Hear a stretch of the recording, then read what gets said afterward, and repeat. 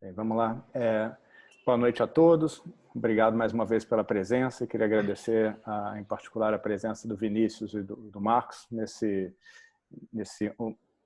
mais um ciclo do nosso seminário semanal sobre os desdobramentos econômicos da Covid-19. É um prazer tê-los aqui. Como de costume, a gente vai fazer uma apresentação inicial de cada um, por volta de 15 a 20 minutos, e em seguida a gente passa para a sessão de perguntas e respostas. Lembrando que para essa sessão de perguntas e respostas, eu peço que as pessoas utilizem o recurso de levantar a mão, e eu vou abrindo o microfone na medida em que as pessoas forem se inscrevendo.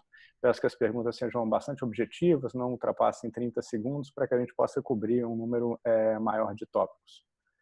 Vou deixar eu anunciar também o seminário da semana que vem. Teremos o Márcio Garcia e o Barry Eichengreen falando de temas macroeconômicos. E a nossa ideia é que o seminário que a gente encerre esse primeiro ciclo de seminários justamente na próxima semana, quando a gente completa a nossa 10ª apresentação. Então, sem maiores delongas, deixa eu passar para o Vinícius. Vinícius, mais uma vez, muito obrigado por aceitar o convite e está contigo, cara. O microfone já está aberto. Obrigadíssimo. Acho que vocês me ouvem, né? E vem minha tela. Obrigado pelo convite, Juliano. Eu já fiz seminários na F200, já fiz lá na F306, agora virtualmente é inédito. Então, um grande prazer. Prazer estar com meu amigo Marcos Lisboa, o conjunto de pessoas que eu me consulto e converso sobre os mais variados temas, e sempre é muito bom estar com ele. Então, deixa eu fazer uma apresentação curta aqui. Eu vou falar sobre créditos para SME durante a pandemia e queria trazer alguns aspectos que eu acho que são importantes para a gente entender como pensar em política. Deixa eu ver se eu movo aqui. Então, a primeira coisa é que a crise que a gente tem hoje é muito diferente da crise de 2008. A crise de 2008 foi basicamente uma corrida bancária. E a gente sabe, desde muito, como lidar com corrida bancária. Então, basicamente, o que você tem que fazer é ter a autoridade monetária sendo provedor de liquidez de última instância, ou um prestador de última instância. Então, desde lá de Milton Friedman e Anna Schwartz, a gente sabe disso.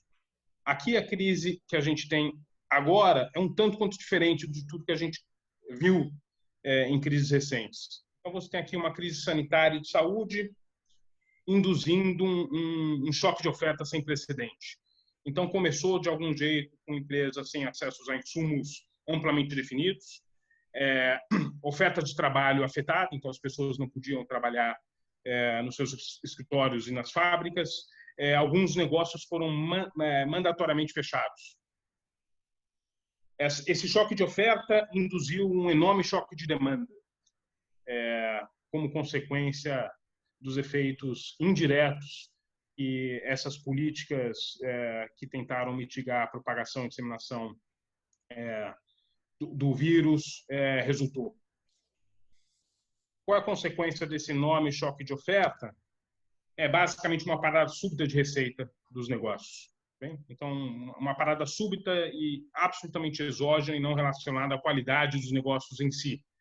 Então, um negócio que parecia ir muito bem em janeiro, talvez tenha sido objeto dessa parada súbita e nada intrínseco àquele negócio foi indutor dessa parada.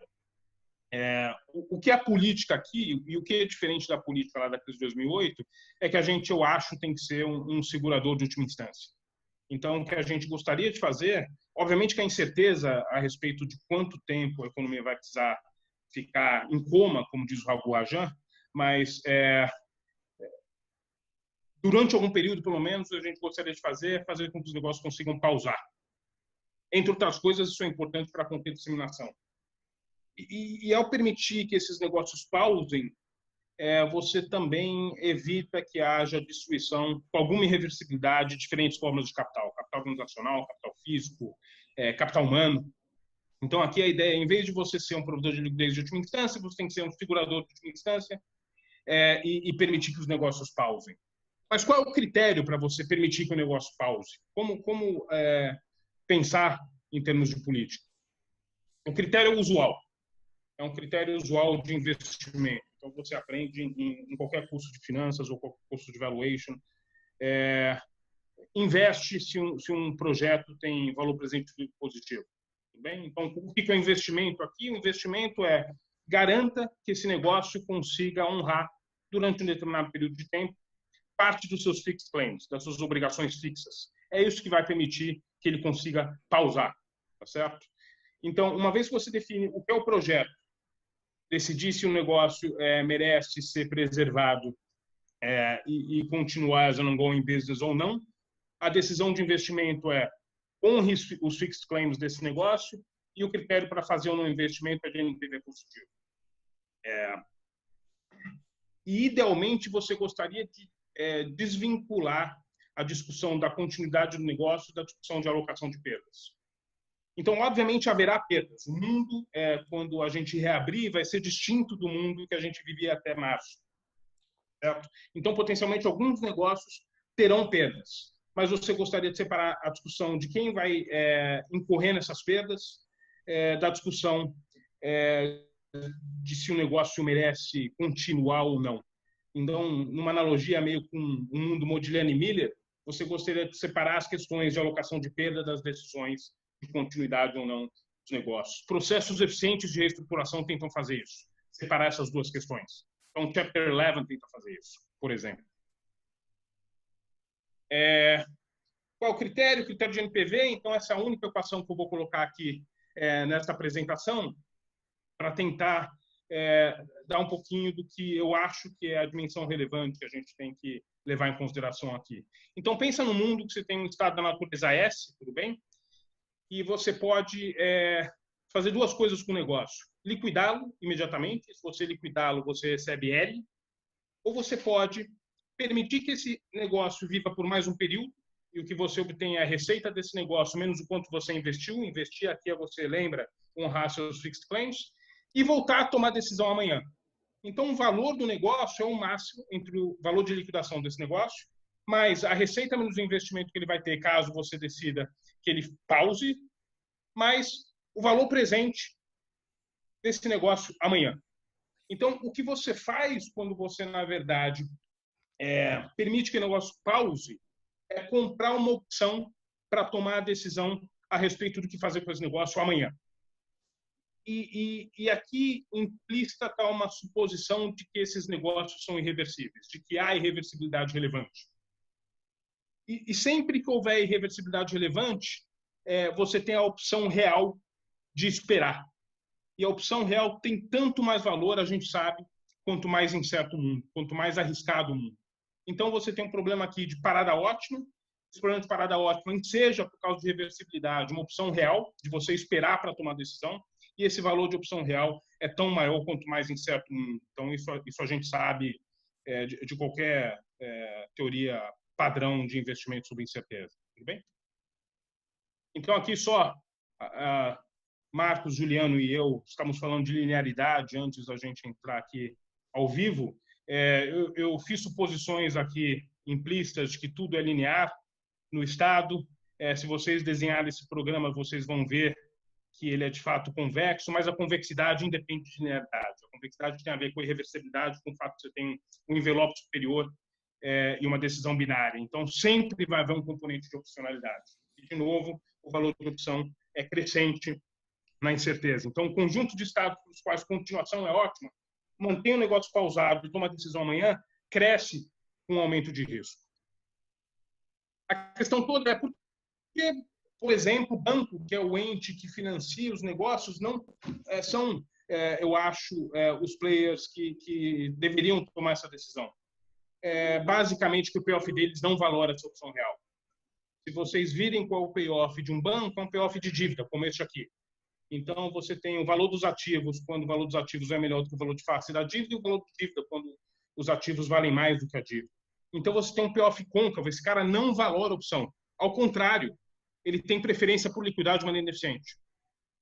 Então, a razão pela qual, a razão de ser econômico de uma recuperação judicial de um Chapter 11 é exatamente para frear esse ímpeto que um ente que empresta um instrumento de dívida tem de liquidar um negócio de maneira precipitada. O que você faz permite que o negócio possa respirar aloque as perdas e decida sobre continuidade, tentando separar a alocação de perdas da questão de continuidade.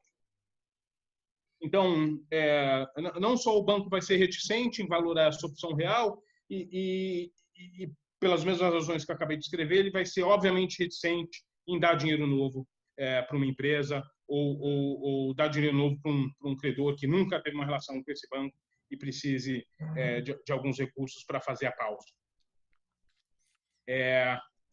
Obviamente, também a gente tem que bancos se financiam por instrumentos de curto prazo, por depósitos. Você talvez não queira que o banco tome essa decisão.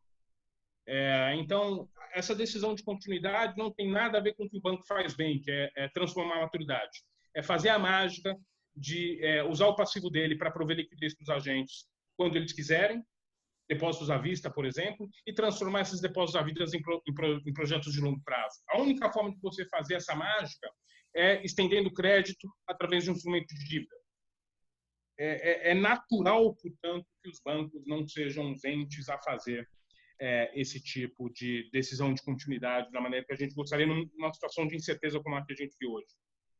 E tem uma questão que hoje é insuperável, que é o risco de crédito. Então, muitos negócios pararam, de fato, de transacionar e não há previsibilidade quando eles voltam. Numa situação dessa, você avaliar risco de crédito é muito difícil, você não quer incorrer no risco de crédito. Isso me parece uma dimensão do problema que é quase insuperável.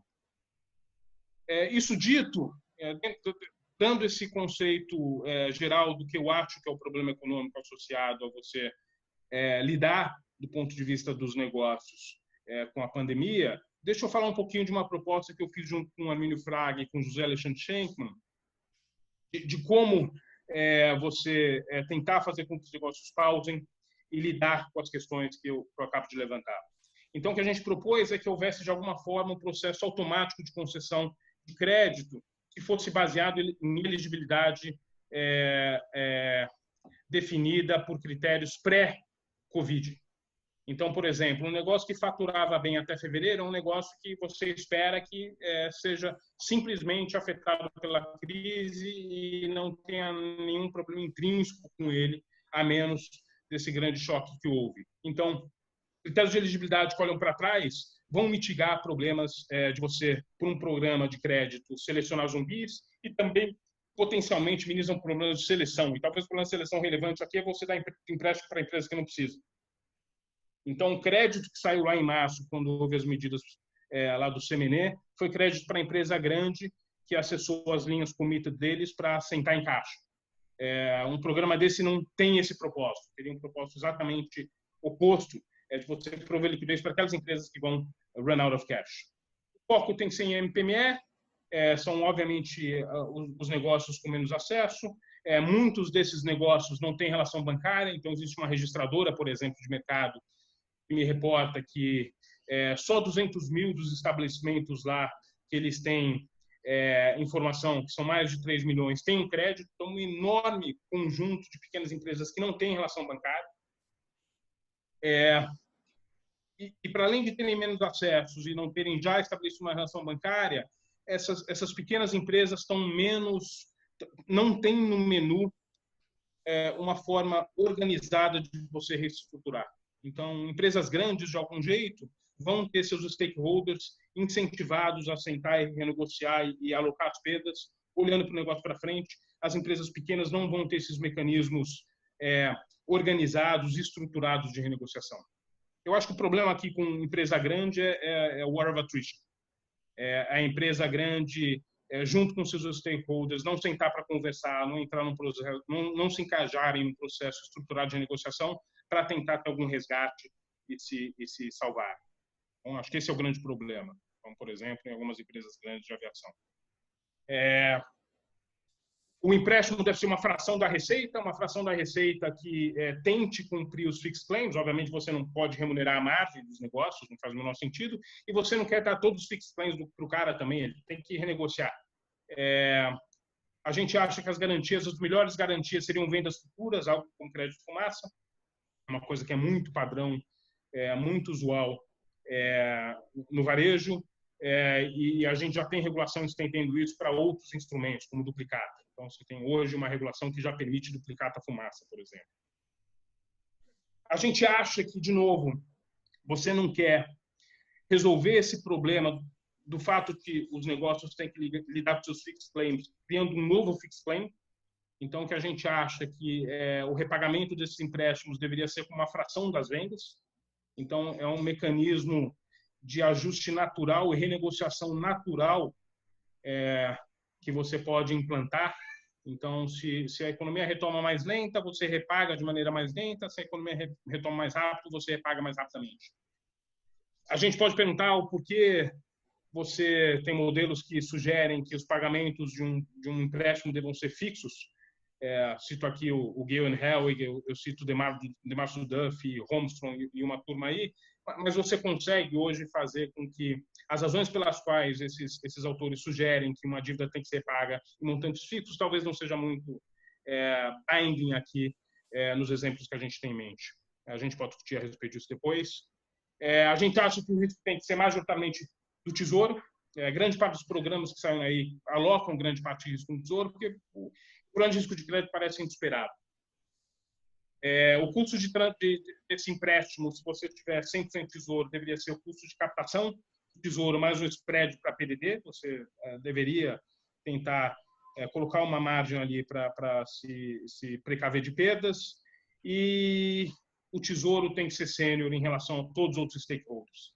É análogo ao espírito do Chapter 11, em que você abre a porta para um novo credor entrar e emprestar, mas esse dinheiro que entra primeiro, entra por último, recebe primeiro. Bem? Então, aqui a gente sugere que o Tesouro tem que ser sênior em relação a todos os outros stakeholders.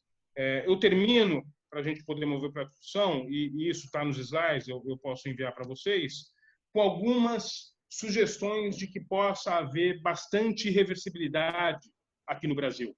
Então, a gente passou anos falando do ranking do Banco Mundial de custo de se fazer negócio, as dificuldades de empresas pequenas em abrir e fechar, as dificuldades que as empresas têm em acessar crédito. Então, essas são todas sugestões que, uma Vini, vez só ajeita seu slide aí, cara, que o slide está pela metade. Isso. Era meio proposital para vocês verem no slide, para a gente poder discutir em vez de mais. Acho que o ponto todo aqui é que. Não, tranquilo. É que, de novo, ao contrário do que acontece nos Estados Unidos, e eu vi muita gente citando o Raghu Rajan, abrir e fechar negócio no Brasil não é fácil. Ao contrário, a gente passou grande parte do tempo nos últimos anos discutindo formas de você reduzir custos de fazer negócio no Brasil. Esses custos de fazer negócio no Brasil ensejam uma reversibilidade bastante grande. Então, fazem com que a opção real da qual eu falei no começo da apresentação me pareça relevante, por um lado, e no mundo de incerteza, o valor dessa opção aumenta loucamente. Tem outras coisas que eu tenho aqui. Eu tenho exemplos de programas no Brasil, fora do Brasil, Estados Unidos, Suíça. A Suíça é um caso muito legal. Eu tenho uma preocupação a respeito de você alocar parte dos riscos a bancos e proteger grande parte das perdas por meio de garantias e a possibilidade disso ensejar alguma forma de risk shifting. Então, o banco começar a olhar para trás em crédito já concedido e tentar ressuscitar seu morto em vez de olhar para negócios com valor à frente. Mas aí a gente pode discutir tudo isso no bate-papo. Então, eu encerro por aqui para que o Marcos possa falar. Obrigado, Vinícius. Deixa eu passar para o Marcos. Marcos, mais uma vez, muito obrigado pela sua participação aqui. Sei que a agenda está muito demandante. É um prazer tê-lo a bordo. Obrigado, Juliano. Prazer estar com vocês aqui, com os amigos, Vinícius. Deixa eu refrasear o que o Vinícius apresentou de uma outra maneira, né? Que é a grande dificuldade. Primeiro, vamos lá. Primeiro tem esse ponto de largada que acho que no começo foi ignorado por muita gente, que essa é uma crise que começa pelo lado da oferta, né, do ponto de vista da economia. Você tem um travamento da oferta de negócios, de produção, de fechamento. Alguns sobrevivem melhor assim do que outros, alguns têm que permanecer, mas com mais dificuldade. Então você tem uma trava do lado da oferta grande e a demanda vem por trás. Quer dizer, não é uma crise típica nem bancária, nem de crise de demanda usual, né? Então você precisa ter mecanismos para preservar uma parte da oferta funcionando. Isso aqui acho que é um lado que a gente geriu mal no Brasil, né? Capacidade de selecionar o que funciona, o que não funciona, como funciona, protocolos básicos. Isso é parte 1 da história. Parte 2 da história você tem e isso é inevitável nesses momentos, quer dizer, e nesse aspecto é parecido com 2008, né? Você tem uma simetria muito grande entre quem quer preservar o seu negócio e quem vai entrar com o volume de recursos e correr o risco. Que é, se der errado, o risco está com quem correu, se der certo, o upside está com quem tinha o negócio. Esse é o grande problema. Esse é o grande problema. Então, você tem aí empresas com muitas dificuldades e você dá um crédito, né, pela própria natureza do crédito, né, você está limitado ao custo do crédito. Se der certo, bacana, né, para o dono ele recebe e a instituição financeira recebe de volta o que emprestou. Se der errado, não, aí o ônus cai inteiro em quem concedeu o crédito. Então, essa simetria é um problema. No caso de 2008, nos Estados Unidos, quando o governo americano entrou, ele entrou com uma série de mecanismos para falar, olha, peraí, se eu vou correr o risco se der errado, eu quero ser sócio se der certo. Né? Então entrou, por exemplo, capitalizando a IG, Citi, diluiu os acionistas aos preços de mercado da crise. Como os negócios sobreviveram depois, quem ganhou a maior parte do ganho foi o governo americano. Né? Então acho que a discussão no Brasil aqui começou já torta, porque não era assim que estava acontecendo. Quer dizer, a discussão é, olha, alguém entra com risco e se der certo, o outro fica com ganho. Essa é uma parte do problema que aconteceu em várias discussões que a gente assistiu por aí.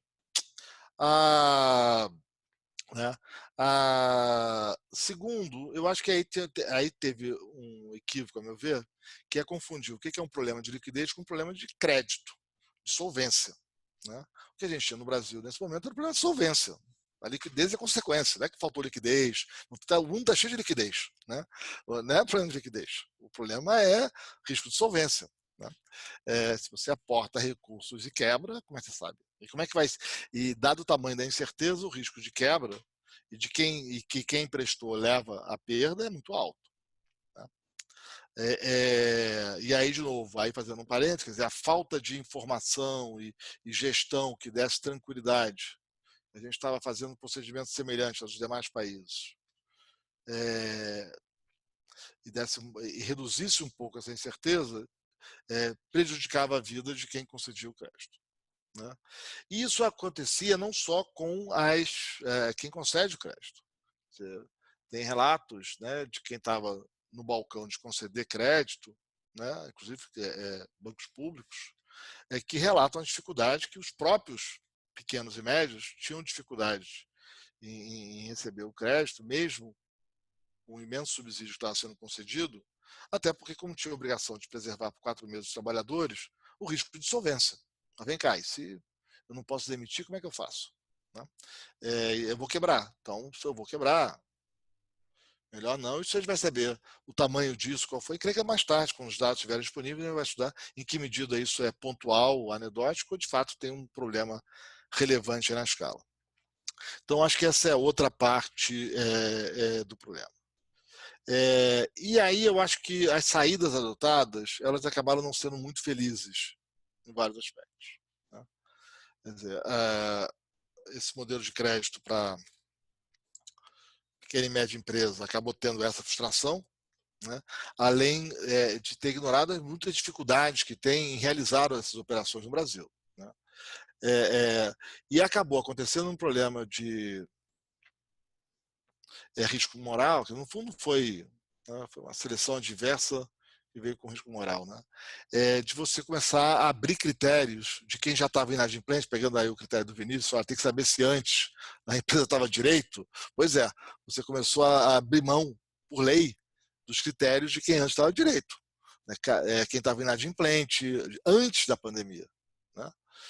Quem já não pagava suas obrigações, né? Os cadastros foram suprimidos, isso você começou a adotar uma série de medidas, né, que aumentaram o risco desse processo e levaram à redação. Né? A suspensão das informações sobre como estava a vida antes é impressionante. Né? É meio que quebrar o termômetro, né, para não ver a febre.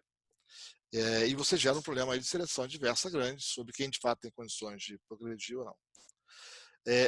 O nosso tema aqui é crédito, eu não sei quando vocês querem que a gente entre em temas mais relacionados à crise, mas aqui tem algo relacionado, que é no auxílio emergencial, por exemplo, nós assistimos os mesmos problemas.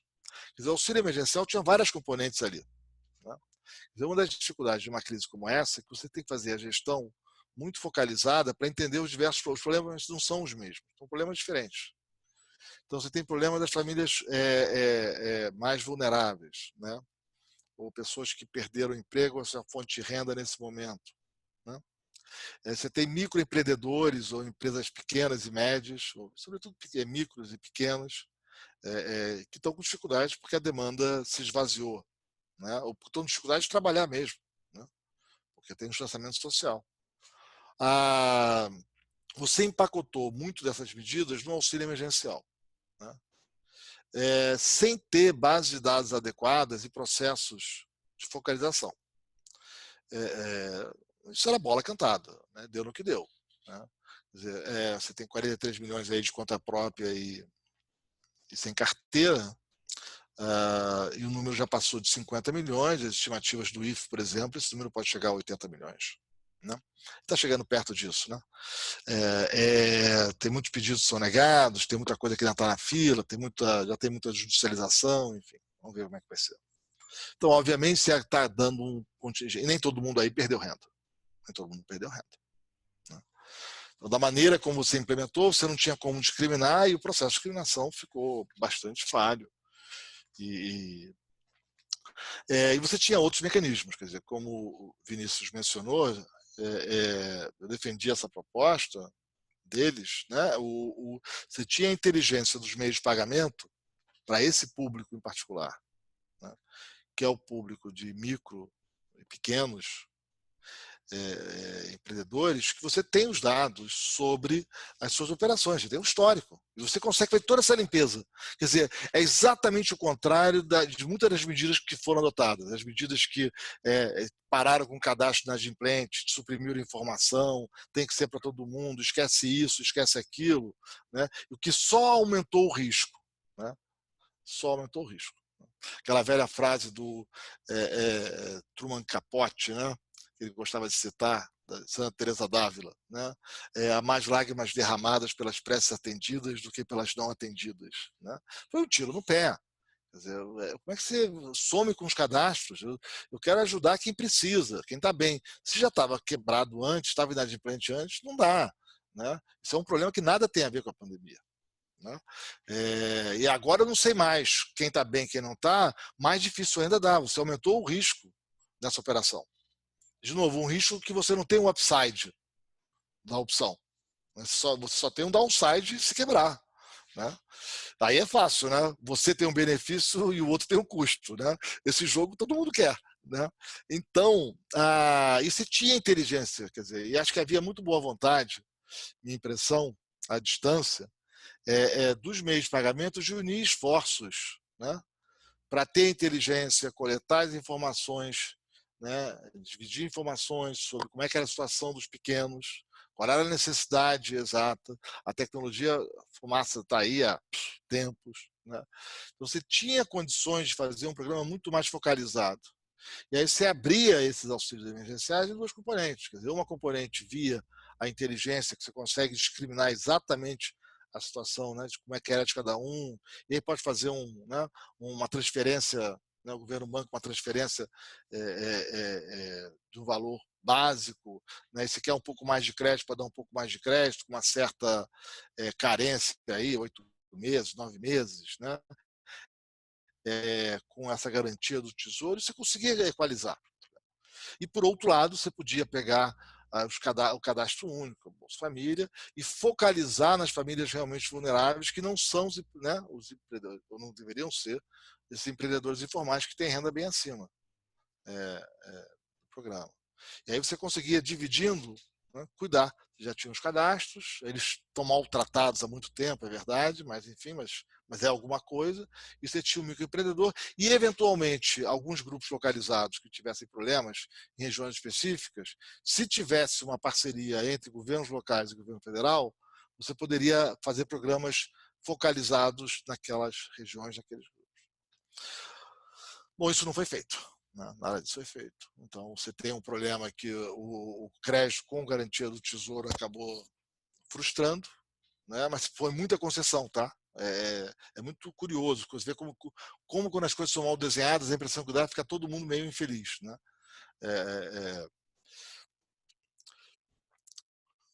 A ineficiência de Pareto parece algo meio latente aqui, né? Inevitável no nosso caso, né? A gente faz aquelas políticas que todo mundo reclama, né?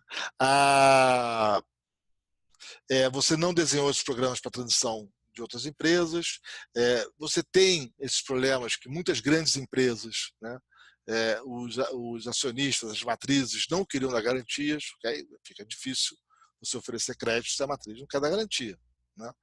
Não é prática, não é usual, mas vamos lá, num momento desse, com essas dificuldades, né?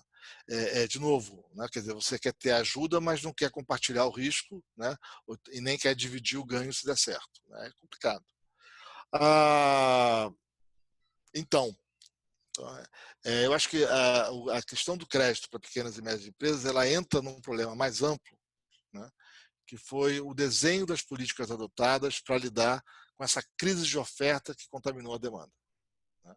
Você deveria, enfim, meu ver aí, desde o começo, ter fragmentado essas políticas, usado mais a inteligência que já estava disponível, que podia ser integrada para atingir pequenos produtores, né?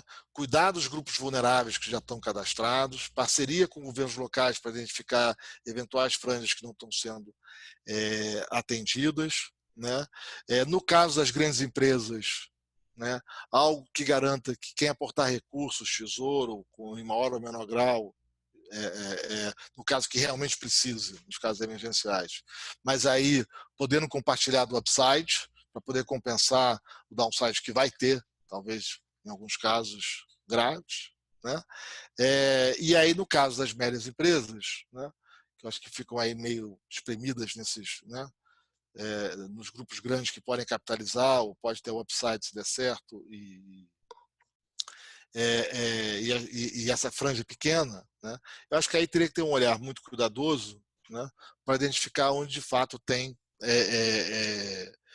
valor adicionado de fato, onde de fato a entrada não é tão fácil assim. Eu entendo os pontos do Vinícius sobre na crítica dele ao Rajan aplicado ao Brasil, que o Brasil é diferente, é difícil abrir negócio, mas não sei se é tanto assim, tá?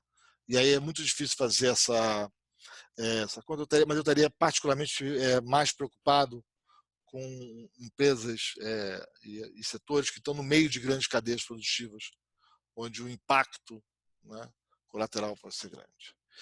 Por fim, né, eu acho que a gente adicionou aí uma ressaca contratada com um certo conjunto de medidas que foram adotadas, né? Acho que faltou uma baliza clara, e aí tem que ser o executivo que dá, né? Eu já disse isso algumas vezes, quer dizer, o judiciário e legislativo são casas entre iguais, você não tem chefe ali, né? Casas entre iguais, e se movem a partir das situações particulares. Olha, né, eu tenho esse problema aqui, né? Eu não consigo pagar a conta de luz esse mês, ou eu estou com uma dificuldade com aluguel, e aí é natural que seja por liminares judiciários, seja por projetos de lei, você começa com um processo desorganizado de concessão de liminares ou de leis, atendendo interesses particulares, específicos, mas que são inconsistentes, né? Quer dizer, quem tem a visão completa da economia, da política pública, dos dados, né, é o executivo. E o executivo, sim, é o único poder que tem hierarquia. Então, o executivo tinha a capacidade de dar as balizas para como enfrentar a crise. Então, por exemplo, separar o que são medidas emergenciais, do que são medidas que mexem com gasto permanente, que nada tem a ver com a crise, o que é ajudar quem estava quebrado antes, do que quem precisa para fazer a transição, né? Equilibrar custo e benefício dos diversos programas e a coordenação das ações. Isso não houve. Isso não houve, né? Isso não houve. Então, você começou a embaralhar na discussão uma série de temas que nada tinham a ver com a pandemia, né? Isso aconteceu em particular com muitos dos auxílios que foram concedidos.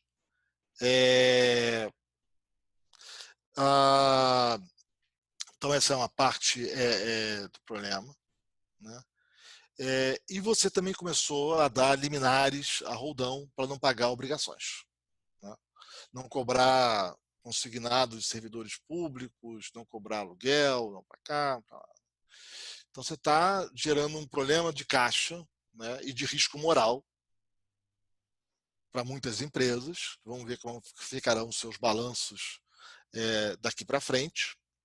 Além, e aí talvez não tinha jeito, é uma medida necessária, mas a gente tem que saber dos riscos e estar atento a eles, do parcelamento de dívidas, que no fundo é uma linha que fica meio fora do balanço, não sei como é que vai ser o registro disso, mas é uma dívida com o governo, que as empresas assumiram, não pagaram seus impostos, vão ter, né? E aí, se tiver um novo adiamento da tributação, isso vira maior dívida para o governo federal, né? Isso tem que ficar claro, tem uma conta aí latente que pode cair na mão do governo, tendo que pagar as empresas que, algumas já com esses problemas todos de caixa dessas liminares, vão ter problemas à frente. E esse risco todo de liminares, enfim, de receber, tudo isso adicionou a incerteza sobre muitos negócios, né? Então, acho que isso tudo dificultou esse processo de criação de mecanismos para viabilizar recursos, enfim, para quem pudesse sobreviver ou tivesse uma probabilidade, né, não tivesse dificuldades antes, tivesse um VPL positivo, enfim, em princípio, pudesse ter auxílio nesse momento. Então, comentários aqui meio rápidos, espero ter sido, né, contribuído aqui, mas eu temo, né, acho que essa é a preocupação e para olhar para frente, né, como é que vai sair aqui as empresas desse processo, né, e como é que a gente vai tentar consertar muitos dos problemas que nós criamos pela forma um pouco atravessada como alguns desses programas foram conduzidos. Ótimo, Marcos. Muito obrigado. Vamos passar para a nossa sessão de perguntas e respostas. Enquanto as pessoas se inscrevem, deixa eu fazer duas perguntas que me ocorreram aqui. A primeira, acho que o próprio Vinícius já acabou abordando, que é justamente a questão das pequenas empresas, lá no ponto do Rajan, né? Em que medida a abordagem de micro e pequenas empresas é uma abordagem social ou uma questão de eficiência econômica? E no caso de eficiência, me parece que a razão que está justificando aqui é uma razão que é artificial, né? No certo sentido, é a burocracia que o próprio Estado cria e que está gerando essa dificuldade que justificaria. Então, a pergunta é: será que a gente não conseguiria, nesse contexto, tentar avançar nessa agenda de simplificação, de abertura e fechamento de empresa, que talvez seja um caminho interessante a ser perseguido, né? E talvez algo que possa até gerar frutos para a produtividade no longo prazo, né? E outro ponto que me saltou os olhos aqui também é que realmente é preocupante quando a gente pensa em intervenções via um canal de crédito que abrem mão de informação, né? Então, acho que o que me ocorreu será que há tempo ainda de nós tentarmos corrigir esses rumos? E eu acho que essa pandemia ela tem um elemento de informação que me parece absolutamente crucial e que talvez tenha sido muito subutilizado, que são as próprias medidas de distanciamento social que são obtidas pelas companhias de telefonia, que estão sendo utilizadas para medir, né, o quanto que essas medidas estão impactando as diferentes cidades, né? Porque elas são uma métrica bastante boa, né, do endereço, né, de áreas que estão sendo mais atingidas pela face mais econômica da pandemia. Então, acho que o que me ocorre é isso. Será que há tempo de corrigir rumos desses programas? E será que a gente consegue incorporar essas informações de maneira um pouco mais sistemática? Eu sei que o Marcos ele tem um trânsito um pouco mais fácil por várias entes governamentais e de Brasília? Como é que está o apetite ali para esse tipo de discussão? Ou se a questão ainda está muito já uma questão mais fechada e o foco hoje está em outras áreas? Enquanto vocês respondem, eu quero pedir às pessoas que levantem a mão para poder se inscrever para fazer as perguntas, que eu abro o microfone na medida que for chegando. Então, deixa eu responder aqui, Juliano. Então, obviamente, quaisquer mudanças e reformas que possa haver para reduzir custo de fazer negócio no Brasil são bem-vindas. Então, estando na crise da Covid ou não. E a gente tem tido enormes dificuldades em fazer isso. Então, nosso amigo João Manuel Pinho de Mello foi com o mandato de fazê-lo lá na CEPRAC, uma série de dificuldades, uma série de amarras, mas certamente. Mas eu fiz esse ponto só para contrapor ao do Rajan. E, de novo, acho que a questão aqui é que você tem uma opção real, essa opção real é tão mais valiosa quanto mais irreversível for um processo de liquidação de uma empresa.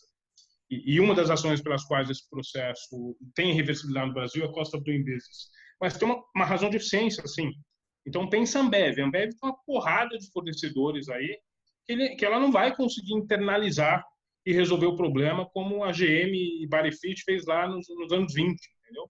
Então, assim, tem um monte de players grandes, tem uma rede de fornecedores de pequenas e médias empresas, eu citei aqui a Ambev, mas é um imenso número de exemplos, estão bastante preocupados, e o Marcos fez menção a isso quando ele falou das cadeias lá. Então, existem um monte de cadeias que têm como rede o epicentro de rede, uma grande empresa, e várias empresas pequenas que são fornecedores dessas grandes empresas, que se desaparecerem, ensejarão problemas que são problemas de eficiência, de produtividade, e para além do fato de que elas são numerosas aqui no Brasil. Então, o meu modelo lá, que é uma equação, é um modelo em equilíbrio parcial. Se a gente fosse dotar esse modelo de mais coisas, aí a gente teria essas redes de grandes empresas com pequenos fornecedores. Deixa eu falar de informação aqui, acho que era a pergunta para o Marcos, mas eu posso falar um pouquinho disso.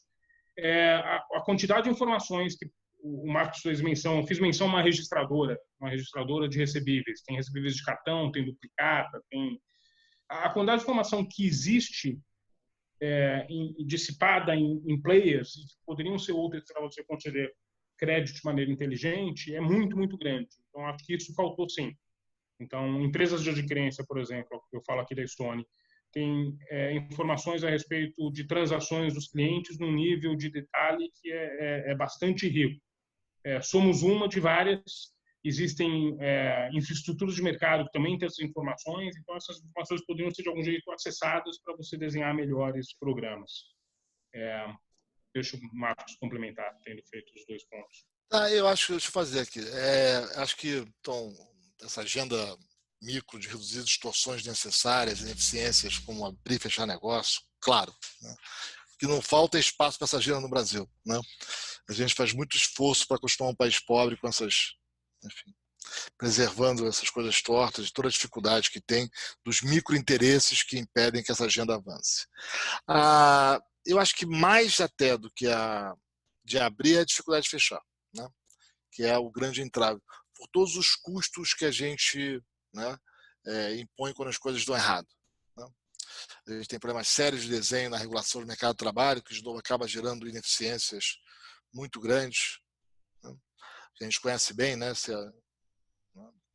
E que acaba sendo prejudicial para o próprio trabalhador, enfim, acaba induzindo informalidade, rotatividade alta quando a economia está bem, enfim, todos os desenhos equivocados das políticas de mercado de trabalho que a gente tem. E, de novo, não é aquela polêmica, né, mais de um lado ou mais de outro, mas é a ineficiência de Pareto. A gente consegue tornar a vida de todo mundo pior, né? Então, essa agenda seria ótima, ela é muito difícil. E era muito difícil e em parte pelo desenho de diversos programas. A parte de informação, não, tem, né? Reverter seria, né? Como eu disse, tinha aí todas as informações dos meios de pagamento para serem utilizados, estava aí disponível,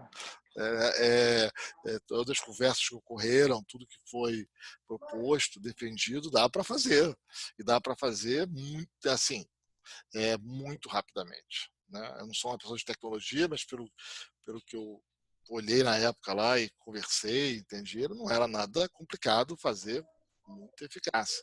Jogamos fora, de novo, aprovamos leis que jogaram fora a informação, que só agravou a dificuldade de enfrentar o problema. Né? Quer dizer, é esse velho oportunismo nosso de pegar carona. Não, veja bem, o meu caso é verdade, eu estava quebrado antes da pandemia, mas, pô, agora tem para todo mundo, me põe aí também. Né? Quem sabe? Né? Então, isso foi um problema, né? Isso gerou muita dificuldade. Como é que está a agenda? Está muito difícil você conseguir ter, a meu ver, olhando de fora, uma agenda organizada em Brasília se o executivo não tem uma agenda. Né? Essa hoje eu acho que é a maior dificuldade. Fala-se muito em reforma administrativa, reforma tributária, reforma. Mas cadê? Né? Quais são os parâmetros? Né? Olha como é que foi conduzida a questão dos estados. Para mim, a questão é só mais grave. Quer dizer, a gente sabe que os estados estão com graves dificuldades desde o começo dessa década. Sabe disso.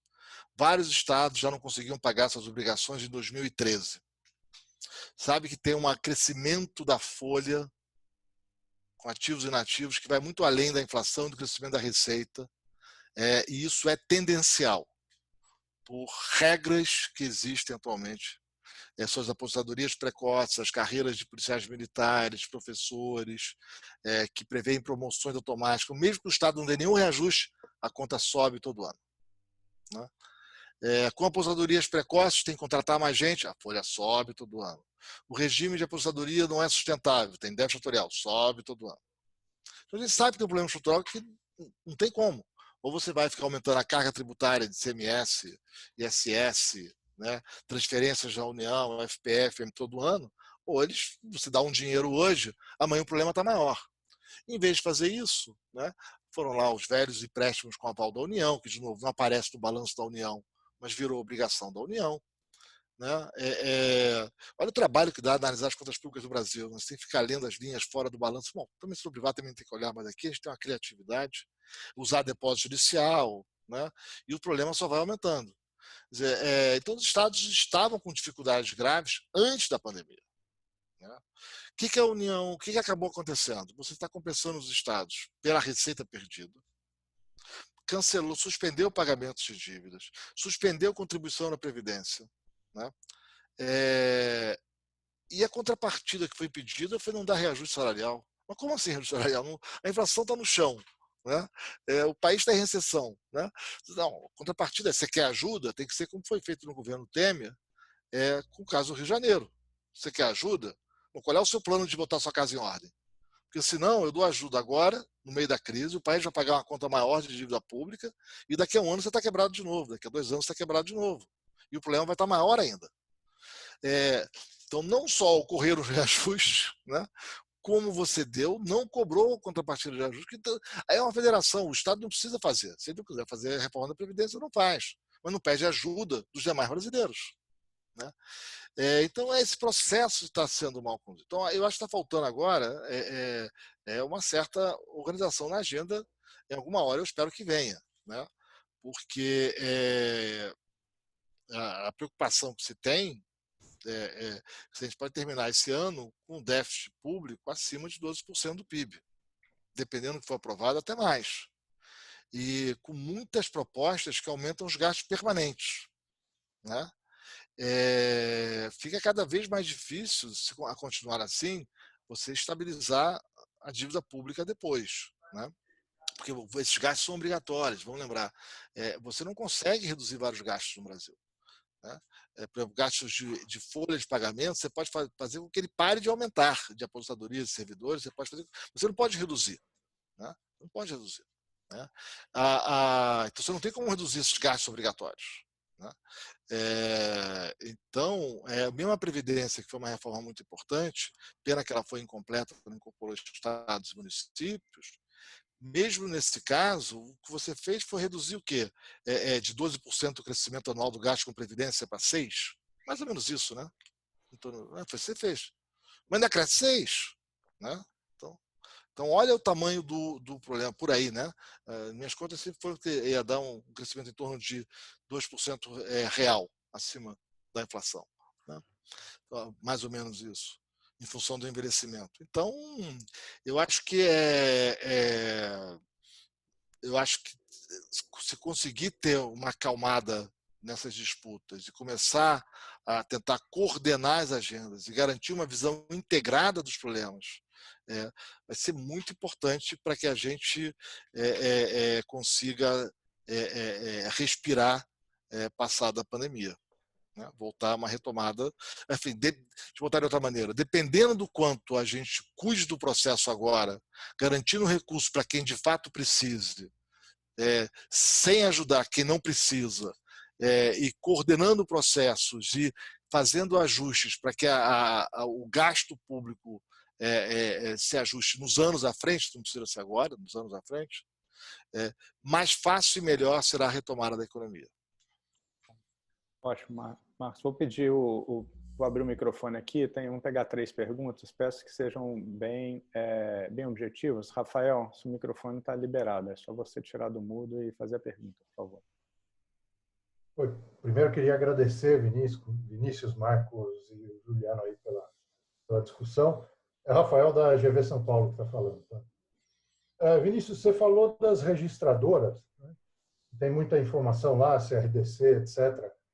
Mas quem está usando a informação das registradoras não é o sistema bancário, de fato. Né? São FDICs, factorings, etc. Como é que a gente poderia fazer um programa de compartilhamento de risco entre o Tesouro e o intermediário financeiro, usando essas informações? Porque o FDICs, etc., Shadow Banking, não se comunicam muito bem com esses programas em que o Tesouro entra como emprestador. Né? Você tem alguma sugestão? Já te ouvi um pouco. Obrigado. Obrigado, Rafael. Vinícius, deixa eu pegar mais 2 aqui.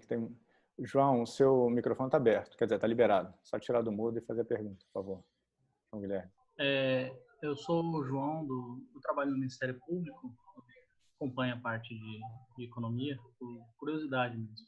Marcos, você acredita que, se for aprovada a reforma tributária da PEC 45, proposta pelo API, e mantida a regra do teto, ainda assim é possível que a situação fiscal do Brasil saia do controle no médio e longo prazo? Obrigado, João. Karen, desculpe se eu pronunciei seu nome errado, Karen. Boa noite a todos, é Karim de Carvalho. Tá. Eu sou engenheiro do BNDES, inclusive eu tive a honra de trabalhar enquanto o Vinícius foi diretor. A primeira questão que eu gostaria de colocar como ele foi um dos pais, né, da TLP, né, como é que a análise que ele faz dos empréstimos, primeiro do papel dos bancos públicos nesse cenário, né, de necessidade de crédito, e se a TLP seria eficiente. E segundo, uma questão mais específica, foge um pouco, mas em relação ao crédito às empresas de supply chain, que foram destruídas, a gente tinha uma estratégia do Ministério da Fazenda de inserir os fornecedores brasileiros às cadeias globais, mas que agora, com essa ruptura, a gente está vendo uma tendência agora à volta a ter produção doméstica de produtos essenciais. A tendência é essa que está sendo feita pelo Japão, Taiwan e até os Estados Unidos, que estão tentando refletir de sair da China, que também, por outro lado, é muito difícil, porque já estão fincados com as bandeiras lá. Então, seria essas 2 questões. Muito obrigado. Obrigado, Karim. Vamos passar uma rodada de respostas, então, pessoal. Vinícius, começa? Antes de fazer as respostas para o Rafael e para o Karim, prazer revê-lo aqui ainda que virtualmente, Karim. Rafael, 2 coisas. Os bancos também acessam as informações. Então, você tem regulações em que, por exemplo, o crédito fumaça, ele é viabilizado, as garantias são visíveis e seguras por um banco que faz um crédito fumaça, porque essas registradoras fazem ônus e gravames dessa garantia. Então, essas informações todas também estão disponíveis para instituições financeiras, tá bom? E muito crédito que existe faz uso dessas informações, inclusive por razões regulatórias, imposição regulatória. Então, hoje todo mundo tem que usar essas centralizadoras, mais tarde virarão registradoras e EFs podem fazê-lo. FDICs poderiam dar crédito também usando recursos do Tesouro. Então, você poderia ter um FDIC com um cotista único, se todo risco é do Tesouro, sendo Tesouro. Esse FDIC compra CCBs que são endossadas a ele por exemplo, uma instituição financeira que tem contato com um varejista, e vida segue como num crédito usual. Então, grande parte do crédito hoje concedido, por exemplo, por adquirentes por meio de seus braços de IF ou parceiros de IF, se dá dessa forma, por meio de FDICs, e o Tesouro poderia ser um cotista de um FDIC desse. Deixa eu responder ao Karim, TLP e crédito por meio de bancos públicos. Acho que uma grande dificuldade de você fazer esses programas por meio de bancos públicos é potencialmente uma falta de transparência. Então, é sempre melhor que a gente tenha de maneira absolutamente transparente quando o recurso do cidadão do Tesouro está envolvido em qualquer política. O que a TLP faz, ela foi basicamente equiparar, e ainda não faz, mas o fará em 2 anos, equiparar o custo de funding do BNDES ao custo de oportunidade da sociedade. Quaisquer usos do Tesouro que você queira fazer em termos de crédito por meio dos bancos públicos pode ser dado por meio de um subsídio aprovado pelo Congresso Nacional que reduza esse custo de funding do BNDES. Então, a TLP acho que não é um impeditivo, ao contrário, ela força com que a gente tenha transparência na forma de usar o Tesouro para conceder subsídio em situações como essa. E a TLP corrige uma grande distorção. Então, eu acho que uma grande distorção que existe ainda hoje é o fato de você ter que usar parte do fundo do BNDES por meio do sistema bancário. E aí você tem 2 margens sem muita razão de existirem conjuntamente. Então, você acaba encarecendo o crédito. O TLP, eu acho que vai resolver parte desse problema ao equiparar o custo de funding de um banco dele propriamente ou por meio do BNDES, e essa dupla margem que é ineficiente acho que tende a desaparecer. Sobre supply chain, eu não tenho muito a dizer. Eu acho que uma das coisas que a gente aprendeu aqui, eu vi sua pergunta mais extensa durante essa crise, é que vale a pena ter seguro, e talvez você ter algum tipo de seguro na provisão de determinados bens e serviços para um choque agregado como esse. Acho que o grande problema desse choque é um choque agregado, né? Então, assim, abateu todo mundo. Então, seguro, talvez por meio da provisão local de bens e serviços, possa ser razoável para alguns bens e serviços, obviamente. Então, acho que isso é uma discussão que a gente vai acabar tendo ao longo dos próximos anos. Não me é muito claro, mas eu sou mais simpático e menos resistente a essa ideia agora, tendo visto a Covid, do que há 3 meses. Mas acho que tem que ser feito com muito cuidado e estabelecer exatamente o que é essencial para você ter seguro. Seguro, você só tem um seguro essencial. Não tem um seguro contra a torção de tornozelo. Obrigado, Vinícius. Marcos. Bom, por partes. Quer dizer, primeiro, só reforçando o ponto do Vinícius. Quer dizer, a TLP é um avanço. Quer dizer, a TLP não proíbe subsídios, crédito subsidiado, nada disso. Eu vi algumas declarações dessas, economista, eu tomei um pouco de susto, né? Quer dizer, em princípio, a capacidade de prover crédito subsidiado continua. A única diferença é que agora ele tem que ser transparente à luz do dia, aprovado no Congresso. Parece um salto da democracia, né? Em vez de você ter uma verba garantida, que ninguém sabe muito bem como é que conta, como é que faz. Toda aquela... Eu estava lá quando eu estava discutindo como é que calculava o custo do crédito subsidiado, e era muito difícil divulgar os dados, né? Até porque em alguns casos a gente, né, tem questões de OMC, mas peraí, a gente faz parte da OMC, a gente tem que respeitar as regras, né? Curioso, Brasil.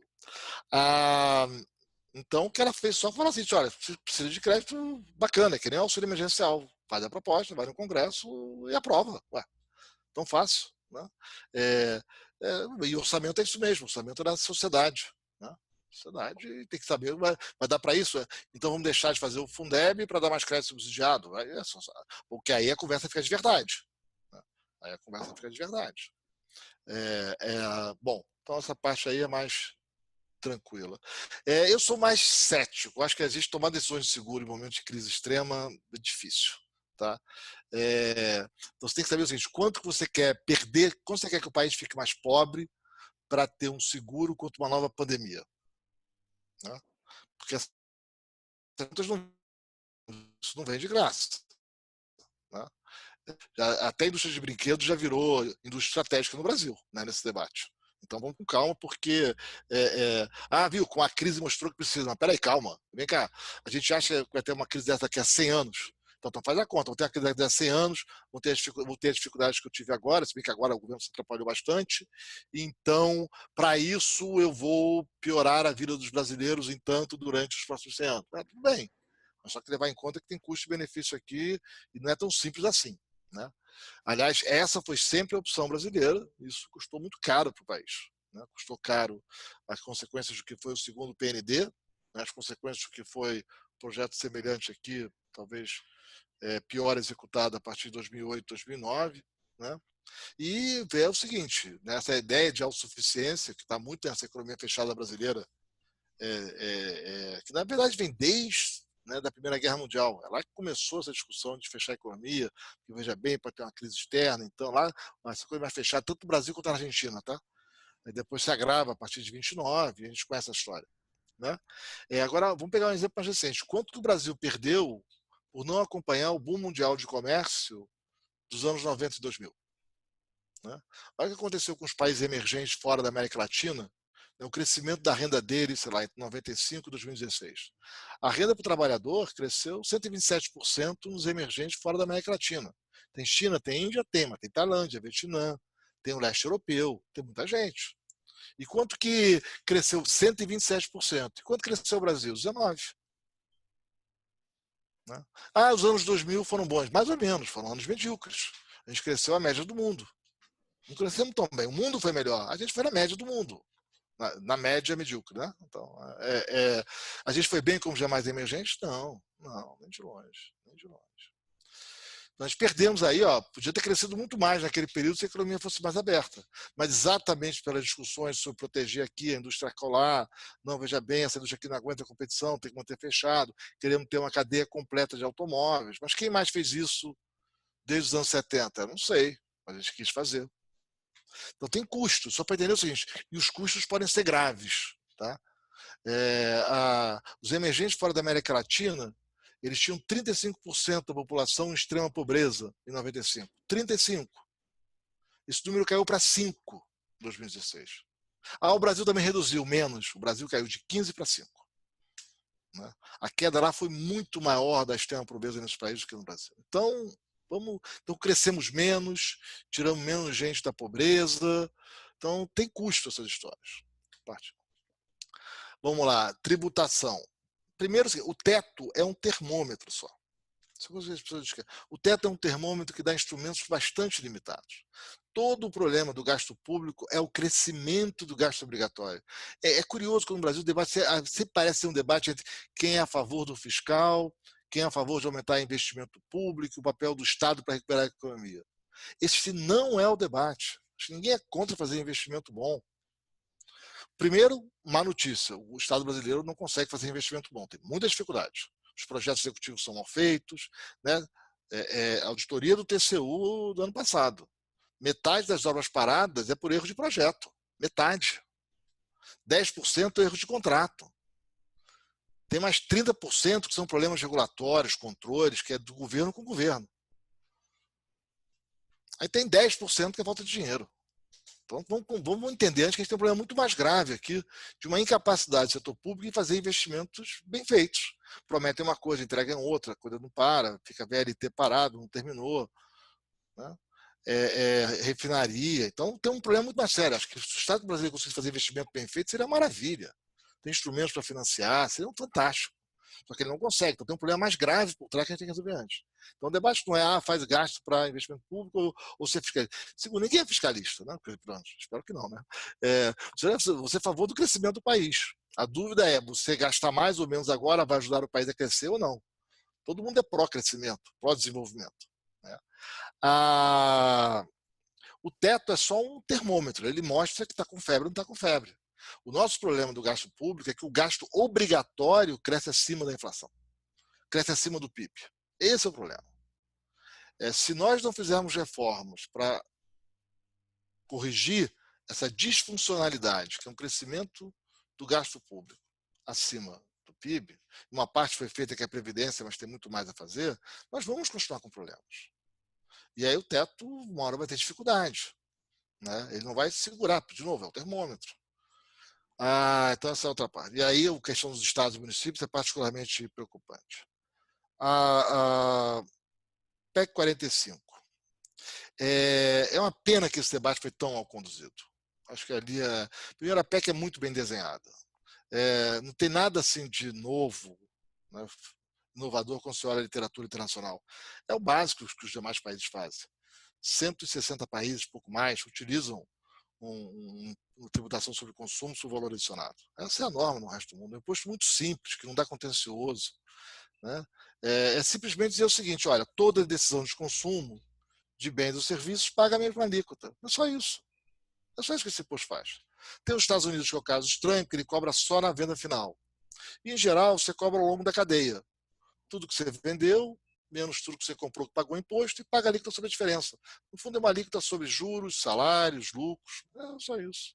E que você vai passando para a cadeia à frente. Né? E quem paga é o consumidor. E por isso ela tem que ser um destino, e não na origem. Já é outra distorção brasileira. É uma alíquota única. Uma alíquota única. E por que é uma alíquota única? É engraçado, aqui está entre economistas, mas é engraçado que a gente tem que explicar isso. Né? Quer dizer, o mercado, estou aqui fazendo uma apologia ao mercado, o mercado funciona bem em muita coisa, em muitos setores e muitas vezes. E funciona mal em outras e precisa de Estado. Né? O Brasil, essa polarização mercado-Estado, que é disfuncional, não tem mercado sem Estado. A questão é como o Estado intervém, ou intervém em que momentos ou em que setores. Né? E tem toda uma discussão muito sofisticada sobre falhas de mercado, regulação, infraestrutura. E tem técnica, não é só voluntarismo.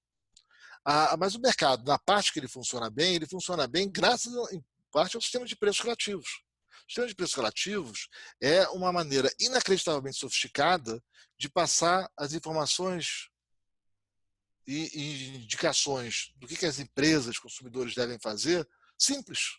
Ele é sofisticado porque é muita informação contida nele. Mas para quem está do lado de cá no mercado, ele é fácil. Olha, o preço da soja no mercado internacional caiu, o preço do milho subiu, parece que a demanda por Apple aumentou, por isso, por aquilo. Quer dizer, ele vai, nesse mundo competitivo de muitos empreendedores inovando, tentando coisas para cá, para lá, em que alguns têm sucesso e desenvolvem inovações e crescem, e os que não têm quebram e vendem seus ativos, e as pessoas se realocam no mercado. Os preços são fundamentais para orientar a atividade econômica. Então, tudo que você não quer é um sistema de tributação que distorça os preços relativos. Porque se você tem um investimento com maior retorno social e outro com menor, o que você não quer é que a tributação troque a ordem.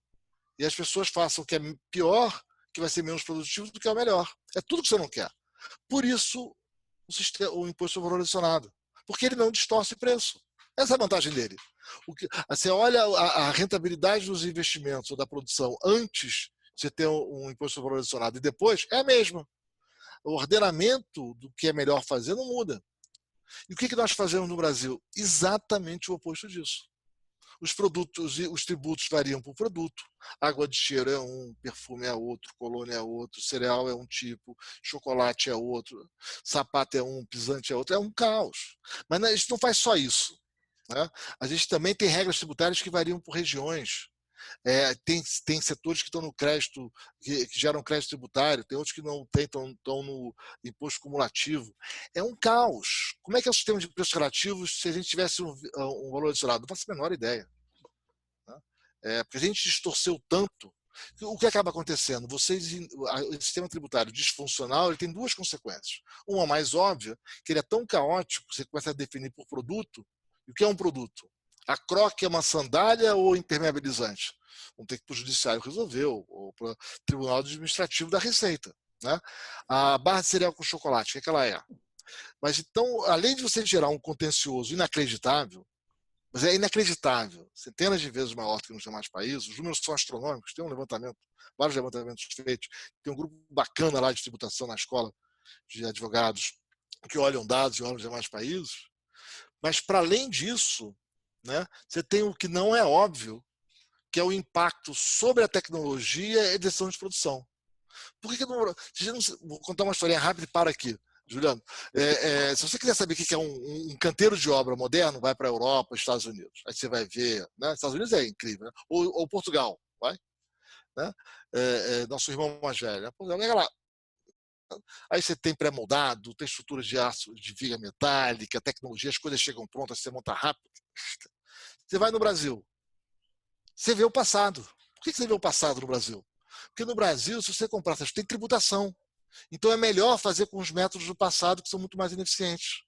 Porque quanto mais você fizer no canteiro de obra, menos imposto. Né? Você não ganha crédito daqueles impostos que você pagou antes, dá uma confusão. Então você induz uma tecnologia defasada, mais ineficiente, mais cara para a sociedade pelo sistema tributário. E além disso, você acaba fazendo investimento não porque é melhor, mas porque vai pagar menos imposto direto ou indiretamente nos preços. Então é uma pena que essa discussão foi tão maltratada. Né? Acho que faltou explicação direito, né? Alguns grupos achavam que iam pagar mais impostos com contas muito atrapalhadas e virou uma discussão, e o próprio governo não tinha uma proposta. Então é uma pena, porque seria um gigantesco avanço para o país ter conseguido superar essa etapa e virar um país normal no que se refere à tributação sobre consumo. Desculpe a longa resposta. Tá ótimo, não, tá ótimo, Marcos. Acho que foi ótimo. Dado o adiantado da hora, a gente vai ter que encerrar por aqui. Queria mais uma vez agradecer a participação de todos e, em especial, a presença do Vinícius e o Marcos. Acho que cumprimos muito bem aí o objetivo de discutir esses temas com bastante profundidade. Obrigado, pessoal. E até semana que vem. Semana que vem, só para lembrar, será uma discussão sobre macro com o Márcio Garcia e o